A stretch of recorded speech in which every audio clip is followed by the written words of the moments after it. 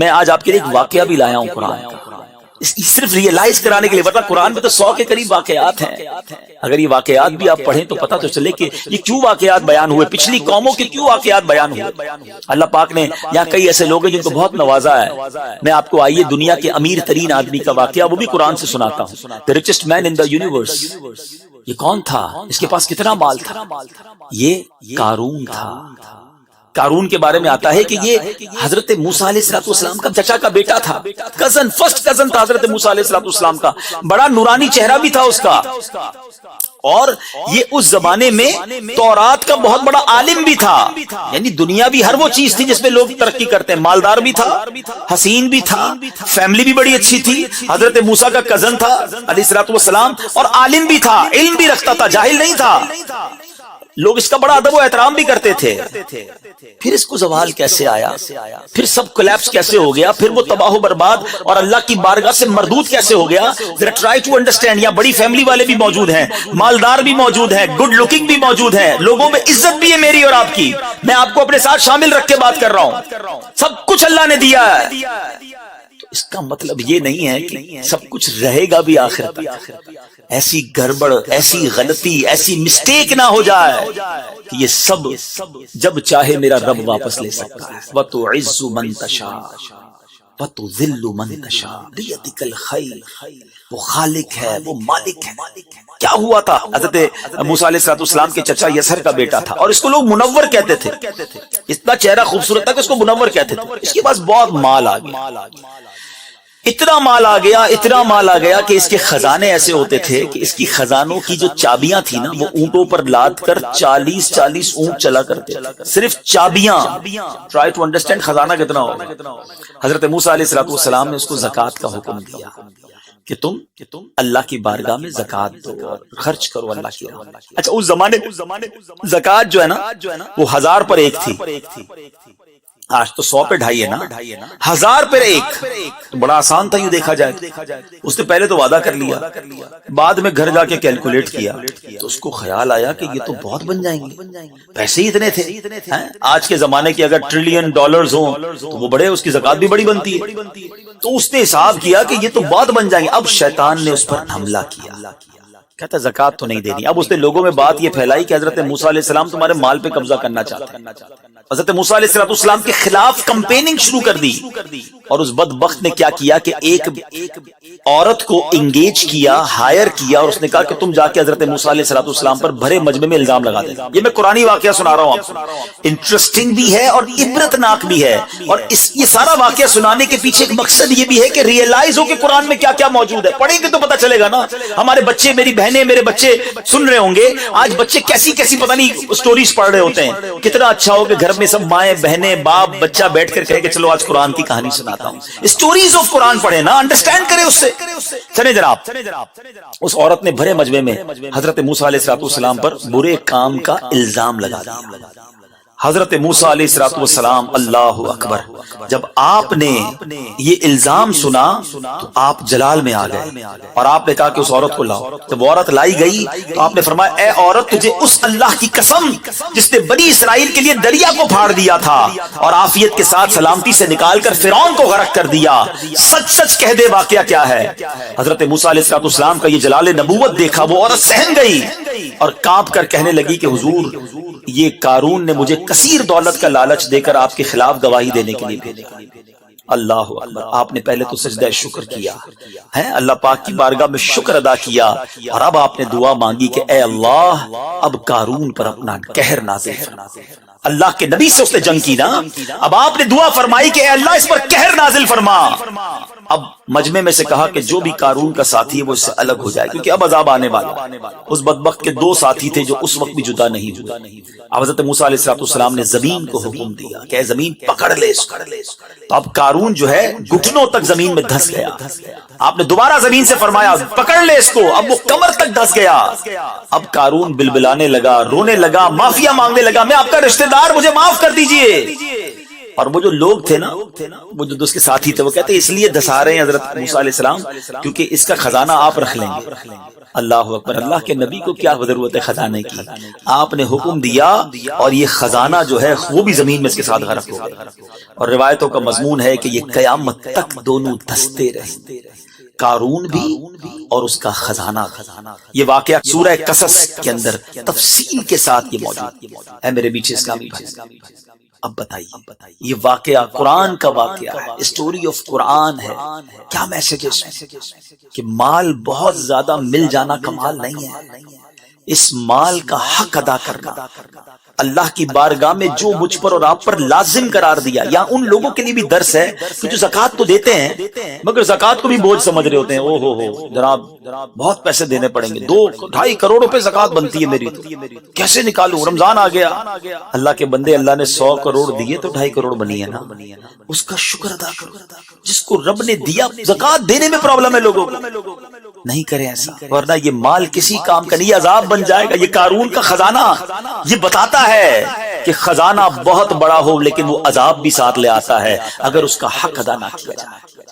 اور دوسری بات اس بات سے یہ سیکھنے کو ملی کہ کبھی بھی تکبر نہیں کرنا ہے، پراؤڈ نہ کریں۔ اللہ نے اگر کچھ بنا دیا ہے نا، کوئی موقع مل گیا ہے، کوئی مقام مل گیا ہے، تو یہ دیکھے کیا نہیں تھا اس کے پاس، فیملی بھی تھی، خوبصورتی بھی تھی، پیسہ بھی تھا، علم بھی تھا، عزت بھی تھی، یہی تو چاہیے ہوتا ہے دنیا میں، سب کچھ تھا، لیکن جب اس نے اللہ کے نبی کی بات نہ مانی، تکبر کیا، وہ سب چلا گیا۔ آج قارون کا نام لیتے ہیں تو عبرت کے طور پر لیتے ہیں، ایسا نہیں مشہور ہوتا کہ بہت امیر آدمی تھا، بڑے مزے والی زندگی تھی، دھس رہا ہے اس وقت بھی میں بیان کر رہا ہوں، وہ زمین میں دھس رہا ہے۔ یاد رکھیے گا، متکبر اللہ کو پسند نہیں آتا، اللہ کو عاجزی والا بندہ پسند آتا ہے۔ زندگی میں کچھ بھی مل جائے ہمیشہ یہ یاد رکھنا یہ رب نے دیا ہے، اور جس نے دیا ہے نا وہ جب چاہے واپس بھی لے سکتا ہے۔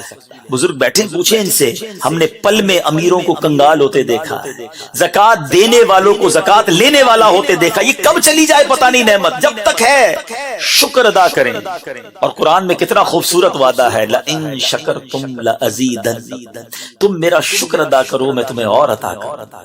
کیسا کریم ہے میرا مالک، بس شکر ریکوائرڈ ہے، تو شکر ادا کریں، تکبر نہ کریں۔ میں کچھ بھی نہیں ہوں، جو دیا ہے میرے رب نے دیا ہے، اور اللہ پاک مال دے تو صدقہ خیرات کریں، زکوٰۃ ادا کریں، اور غریبوں سے ملاقات، میل ملاپ رکھیں۔ یہ فیل نہ کریں کہ میں اب سپیریئر ہوں اور یہ غریب ہے، یہ تو نارمل آدمی ہے، میں بہتر ہوں، نہیں، یہی تو کہا تھا شیطان نے۔ واٹ از دا اس نے کرائم کیا تھا شیطان کا، کیا کہا تھا اس نے حضرت آدم علیہ السلام کو دیکھ کر، انا خیر من، میں اس سے بہتر ہوں، خلقتنی من نار وخلقتہ من طین، تو نے مجھے تو آگ سے بنایا، اس کو مٹی سے بنایا۔ اب ذرا غور کیجئے، شیطان جنت کا خزانچی تھا، معلم الملکوت، فرشتوں کا استاد تھا، زمین کے چپے چپے پر اس نے سجدے کیے تھے، عبادت میں اپنا ثانی نہیں رکھتا تھا، جسٹ اونلی ونس ہی میڈ تکبر، پراؤڈ، اینڈ واٹ ہیپنڈ، ہوا کیا، راندہ درگاہ مردود، قیامت تک کے لیے سارا چہرے کا نور چھین لیا گیا۔ شیطان ایک ایگزامپل ہے میرے اور آپ کے لیے، اس نے زندگی میں ایک بار کہا انا خیر من، اور آج ایسا لگتا ہے ہم کہتے تو نہیں ہیں مگر روز محسوس یہی کروا رہے ہوتے میں اس سے بہتر ہوں، یہ ملازم ہے، یہ غریب ہے، اس کا رنگ بھی سانولا ہے، کپڑے بھی میلے ہیں اس کے، ہم کہتے نہیں ہیں کہ میں بہتر ہوں، مگر سچ بتاؤ میرا اور آپ کا ایٹیٹیوڈ کیا ہوتا ہے؟ اگر خدا نہ خواستہ تکبر میں ہم میں سے کوئی مبتلا ہے تو وہ سوچ لے کہ تکبر کرنا اللہ کو سخت ناپسند ہے۔ اللہ مجھے اور آپ کو عاجزی عطا فرمائے۔ اللہ نے حسن دیا ہے، اللہ نے پیسے دیے ہیں، اللہ نے علم دیا ہے، اللہ نے طاقت دی ہے، اللہ نے مقام دیا، اللہ نے دیا ہے، میں کچھ بھی نہیں ہوں، میری کوئی اوقات نہیں ہے، تو اپنے سے کمزور لوگوں کے ساتھ بیٹھیں، کھانا کھایا کریں، اٹھے بیٹھا کریں، اور انہیں فیل کروائیں کہ آپ اپنے آپ کو ان سے سپیریئر نہیں سمجھتے۔ مگر یہاں تو حال یہ کہ برابر میں بیٹھنا پسند نہیں کرتے، بٹھاتے نہیں ہیں، میرے برابر میں کیسے بیٹھ کے، ادھر بیٹھو، ملازمین ادھر بیٹھے، کھڑے ہو کے بات کرو، بیٹھ کے بات نہیں کرو، استغفر اللہ۔ پھر تکبر کس شے کا نام ہے مجھے بتائیے۔ بنی اسرائیل میں ایک شخص تھا، بڑا عبادت گزار، اتنا عبادت گزار کے وہ جدھر جاتا اس کے ساتھ بادل چلتا تھا، اتنی نیکیاں تھیں۔ تو ایک بار ایک گناہگار شخص نے سوچا یار یہ اتنا نیک ہے، میں اتنا گناہگار۔ فرق دیکھیں، ڈفرنس دیکھیں، عاجزی، انکساری، شرم۔ سوچنے لگا اتنا گناہگار ہوں میں تو کچھ بھی نہیں، اتنا نیک آدمی ہے، اس کے پاس جا کے بیٹھ جاؤں گا تو اس پر جو رحمتیں برس رہی ہیں میرا بھی کام ہو جائے گا۔ بڑا اچھی انٹینشن تھی نا، ریپنٹنس کی، توبہ کی نیت تھی۔ وہ جا کے اس کے برابر میں بیٹھ گیا۔ جب وہ بیٹھ گیا تو وہ جو نیک آدمی تھا، حالانکہ شیطان نے حملہ کیا، تکبر آ گیا، کہتا تم زمانے کے گناہگار میرے برابر میں، اٹھو کھڑے ہو کے جاؤ یہاں سے۔ وہ جب کھڑا ہوا تو اب جانتے ہیں کیا ہوا، وہ بادل کا ٹکڑا جو ہے وہ اس کے ساتھ جانے لگا۔ اس زمانے کے نبی پر وحی بھیجی گئی کہ جا کر اس عبادت گزار سے کہہ دو، بلکہ ان دونوں سے کہہ دو کہ اپنے اپنے اعمال نامے دوبارہ سے شروع کریں۔ وہ گناہگار جو عاجزی کر کے گیا تھا، اپنے آپ کو کمتر اور کمزور سمجھ کر گیا تھا، اس کی عاجزی ہم نے قبول کر لی، اس کے سارے گناہ معاف کر دیے۔ اور اس نیکوکار سے کہہ دو جو دل میں تکبر آیا تھا، اس کی نحوست کی وجہ سے اس کے سارے نیک اعمال برباد کر دیے۔ تو that is proud. Try to understand, قرآن کا پیغام ہے یہ کہ مال ہے تو اس کا حق ادا کرو، ورنہ کہیں یہ قارون والا خزانہ نہ بن جائے۔ اور عاجزی ہو، انکساری ہو کہ دانا خاک میں مل کر گلے گلزار ہوتا ہے۔ ہم جس نبی کے غلام ہیں صلی اللہ تعالی علیہ وسلم، جس کا کلمہ پڑھتے ہیں، جس کا میلاد منانے آج جمع ہوئے ہیں، ان کی عاجزی کا عالم، پہلے تو ان کا سٹیٹس میں نے بیان کیا، ان کے معجزات کا عالم یہ ہے، ان کی اتھارٹیز کا، ان کے کنٹرول کا عالم یہ ہے کہ زمین پر اشارہ کریں اور چاند دو ٹکڑے ہو جائے۔ مگر حال یہ ہے کہ کبھی جو کی موٹی روٹی تو کبھی کھجور پانی، تیرا ایسا سادہ کھانا مدنی مدینے والے ہے، چٹائی کا بچھونا کبھی خاک ہی پہ سونا، کبھی ہاتھ کا سرہانا، مدنی مدینے والے تیری عاجزی پہ لاکھوں، تیری سادگی پہ لاکھوں، ہو سلام عاجزانہ مدنی مدینے والے۔ آقا غلاموں کے ساتھ بیٹھ کر کھانا کھائیں، نبی پاک اپنی سواری پر پیچھے اپنے غلام کو بٹھا لیں، اور ہم کسی سے ہاتھ ملانا پسند نہ کریں۔ کیسی غلامی ہے بتاؤ نا، میری اور آپ کی اوقات ہے نبی پاک علیہ الصلوۃ والسلام کے سامنے؟ ہم کس بات کا تکبر کریں؟ ہم کیسے اپنے آپ کو کچھ سمجھنے لگ جائیں؟ خدا را شیطان کے اس وار کو سمجھو۔ وہ حدیث ہمیشہ یاد رکھنا جس کا مضمون ہے کہ جس کے دل میں رائی کے دانے کے برابر تکبر ہوگا وہ جنت میں نہیں جائے گا۔ کرنا ہے کر لو تکبر، پراؤڈ کر لو، جنت میں نہیں داخلہ ملے گا۔ ہمبل رہیں، پولائٹ رہیں، ڈاؤن ٹو ارتھ رہیں، سب کے ساتھ ملنا جلنا رکھیں، غریبوں کو زیادہ پیار دیا کرو۔ امیروں کو تو ویسے ہی سب لوگ مل جاتے ہیں، ہمارے یہاں کوئی ہمیں غریب ملازم دعوت دے نہیں، یار آج کل طبیعت ٹھیک نہیں ہے، پتہ ہی ہے تمہیں کتنا بیزی ہوں، اس کے یہاں نہیں جائیں گے۔ اور بڑے سیٹ صاحب بلائیں تو سب سے پہلے پہنچ جائیں گے۔ ارے بھائی ادھر نہیں بھی جاؤ گے، ویسے ہی بہت لوگ آئے ہوئے ہیں، ادھر جائیں، وہ ساری زندگی یاد رکھے گا کہ صاحب میرے گھر بھی آئے تھے، میرے گھر آ کر چائے پی تھی ہے، میرے بچے کے سر پہ ہاتھ رکھا تھا۔ یہ دل جیتنے کے موقع ہوتے ہیں اور ہم اسے ریئلائز نہیں کرتے۔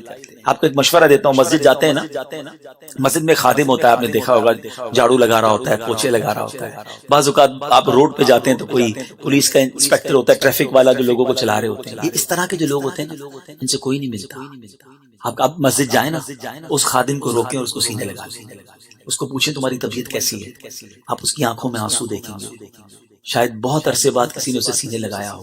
ارے مسجد کو چھوڑو، آپ کے آفس کے اندر، جی میں آپ کے آفس کی، آپ کی فیکٹری کی بات کر رہا ہوں، آپ جب جاتے ہیں ایک دروازہ کھولنے والا ہوتا ہے، پیون جس کو کہتے ہیں آپ، ٹھیک ہے نا، فائلیں لاتا ہے آپ کے پاس، کبھی طبیعت پوچھی اس کی، کبھی ہاتھ ملایا اس سے محبت کے ساتھ، کبھی سینے لگایا اسے؟ آپ کا باورچی، آپ کا ڈرائیور، آپ کے گارڈز بھی ہوں گے، ایک بار یہ کر کے دیکھو کہ آج میں تمہارے ساتھ کھاؤں گا۔ گھر سے کیا لائے ہو؟ آپ کا ہو سکتا ہے کبھی کبھی آپ نکلتے ہو نا تو وہ گھر کا کھانا چھوٹا سا سبزی روٹی کسی کونے میں بیٹھ کے کھاتا ہوگا، بیٹا گھر سے کیا آیا ہے؟ میں آج تمہارے ساتھ کھاؤں گا۔ اب بلیو کرو، یہ وہ جو دو آپ کے دو نوالے ہوں گے اور اس کے دل سے جو آپ کے لیے خوشی کے لمحات ہوں گے نا، آپ ریئلائز نہیں کر سکتے۔ آپ اپنے خان سامہ، اپنے ڈرائیور کو سینے لگایا کرو، ان کی طبیعت پوچھا کرو، وہ گھر بلائیں تو چلے جایا کرو۔ میں آپ کے آقا علیہ الصلوۃ والسلام کی آپ کو بات بتاؤں، نبی پاک علیہ الصلوۃ والسلام کی بارگاہ میں ایک غلام آیا، کہتا ہے حضور میرے گھر پہ آئیں گے، حضور پرانی چربی ہے اور چند کھجوریں، مینیو بھی بتایا۔ آقا وہ ہے کہ جب آسمانوں پر جائیں تو فرشتے آسمان سجائیں، مقام یہ ہے، اور غلام کہتا ہے حضور گھر پہ آ جائیں، پرانی چربی چند کھجوریں ہیں۔ اللہ کے حبیب علیہ الصلوۃ والسلام اس کے گھر بھی تشریف لے گئے۔ یہ ہے میرے آقا کی سیرت، زندگی ایسی گزارو کہ لوگوں کے دلوں میں جیو۔ غریبوں میں پیار بانٹو. آپ کو میں ایک مشورہ دیا کرتا ہوں, آپ کو دیتا ہوں, اللہ کرے آپ میں سے کوئی بھی عمل کرے گا مجھے ثواب ملے گا. کبھی کبھی آپ مسجد جاتے ہوں گے نا تو آپ کو ایک آدھا کوئی ایسا معذور دکھتا ہوگا جس کے ہاتھ پیر بھی بازو کا ٹیڑھے ہوتے ہیں, چلنے میں بھی مشکل ہو رہی ہوتی ہے, آواز بھی وہ عجیب غریب نکالتا ہے کیونکہ اس کی زبان ٹھیک نہیں ہوتی, اس کو کوئی نہیں ہاتھ ملا. آپ رک جائیں, یقین کریں گے آپ کے لیے لاٹری ہے. آپ کو جب ایسا کوئی بندہ نظر آئے نا سمجھ لیں یہ ثواب کی, سمجھ لیں ایک پیکٹ آ گیا, پارسل آ گیا. رک جائیں, 2 منٹ لگیں گے, اس کو قریب بلائیں, اس کو سینے لگائیں, بیٹا کیسے ہو آپ, ٹھیک ہو, کوئی کام ہے تو بتاؤ, تھوڑے پیسے تو دے دو اس کو. یقین کریں یہ وہ نیکیاں ہیں جو آپ کو کام آئیں گی. اچھا یہ سارے وہ اعمال بتا رہا ہوں جو تکبر کو ختم کرنے والے ہیں. آپ کے دل سے آپ فیل کریں گے کہ تکبر ختم ہو رہا ہے اور عاجزی آ رہی ہے, ہمبلنس آ رہی ہے. تو زندگی بہت تھوڑی ہے میٹھے اسلامی بھائیوں, ہم مسلمان ہیں. تکبر پال کے بیٹھے تو مارے جائیں گے, لالچ پال کے بیٹھے تو مارے جائیں گے. یہ دل کی وہ بیماریاں ہیں جس کو ڈائگنوز کر کے اس کا علاج کرنا بہت ضروری ہے. ورنہ آج کولیسٹرول کا علاج بھی کر رہے ہیں, بلڈ پریشر کی بھی فکر کر رہے ہیں, واکنگ بھی کر رہے ہیں, جم بھی جا رہے ہیں. وائے یار دل صحت مند ہونا چاہیے. بھائی آپ کا دل بڑا صحت مند ہے مگر اس میں وہ بیماریاں آپ نے پالی ہیں جو ایمان خراب کر سکتی ہیں, جس میں تکبر ہے,